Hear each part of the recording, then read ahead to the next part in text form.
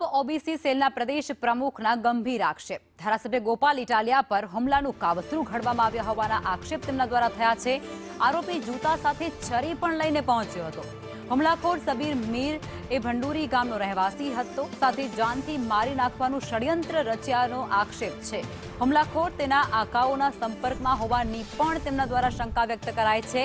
SP તટસ્થ તપાસ કરી અને તેમને જેલમાં ધકેલે તેવી માંગ અત્યારે તેમના દ્વારા કરાઈ રહી છે।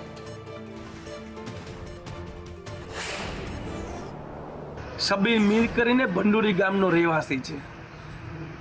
એ જૂતું ફેંકવો એનો ઈરાદો નહોતો, માત્ર તે પોતાની સાથે છરી પણ લઈને આવ્યો હતો।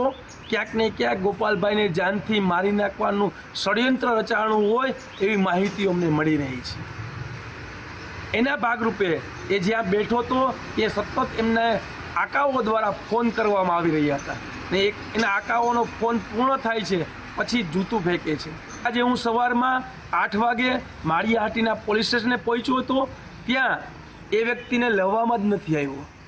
મેં પૂછ્યું સ્ટેશન ડાયરીમાં એની નોંધ છે, તો સ્ટેશન ડાયરીમાં એની નોંધ જ પણ નથી।